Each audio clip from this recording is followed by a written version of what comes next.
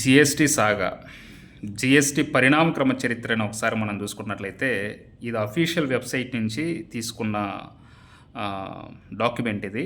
So ఒకసారి చూసుకున్నట్లయితే అసలు జిఎస్టీ గురించి వాజ్పేయి గవర్నమెంట్ మొట్టమొదటిగా అసలు జిఎస్టీ ఎంపవర్మెంట్ గురించి ఒక కమిటీ సాధికార కమిటీ వేయబడింది 2000 సంవత్సరంలో. అక్కడి నుంచి మొదలైంది.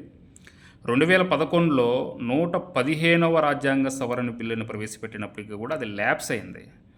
సో దాని తర్వాత 2014లో ఫైనల్లీ 122 కాన్స్టిట్యూషనల్ అమెండ్మెంట్ యాక్ట్ 122వ రాజ్యాంగ సవరణ బిల్లుని లోక్సభలో ఇంట్రడ్యూస్ చేశారు. అది పాస్ అయింది. తర్వాత రాజ్యసభలోకి ఇంట్రడ్యూస్ చేశారు, అది కూడా పాస్ అయింది. తర్వాత చివరికి ఆ బిల్ అనేది రాష్ట్రపతి దగ్గరకు వచ్చింది. 2016 ఆగస్టులో అది ఎనాక్ట్ అయింది. అంటే రాష్ట్రపతి యొక్క ఆమోద ముద్రతో అది ఎనాక్టెడ్ అయింది. తర్వాత మనం ప్రీవియస్ వీడియోలోనే చెప్పుకున్నాం, జిఎస్టీ అమల్లోకి రావడం కంటే కూడా జిఎస్టీ కౌన్సిలే మొదటిగా ఏర్పడింది. ఎందుకంటే సో ఈ చట్టంలోనే రాయబడింది 279 ప్రకారం క్లియర్ కట్గా అక్కడ రాసుంది ఏమని, మనకి 60 రోజుల్లోపు రాష్ట్రపతి జిఎస్టీ కౌన్సిల్ని ఏర్పాటు చేయాలని. సో అందుకనే ఇక్కడ జిఎస్టీ కౌన్సిల్ని ఏర్పాటు చేయడం జరిగింది. జిఎస్టీ కౌన్సిల్ మీటింగ్ కూడా 2016లో జరిగింది.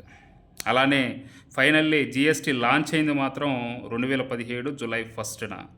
సో ఇక్కడ మనం చూసుకున్నట్లయితే వన్ ట్యాక్స్ వన్ మార్కెట్ అని జిఎస్టీ లాంచ్ అని కనిపిస్తూ ఉంది. సో ఇట్లా మనకి సగం కంటే ఎక్కువ రాష్ట్రాలు ఆమోదం పొందాలి కాబట్టి అప్పుడున్న సగం కంటే ఎక్కువ రాష్ట్రాల ఆమోదం ఇప్పుడు 2017 జూలై 1న సగం కంటే ఎక్కువ రాష్ట్రాల ఆమోదం పొంది ఇది దేశవ్యాప్తంగా అమల్లోకి వచ్చింది.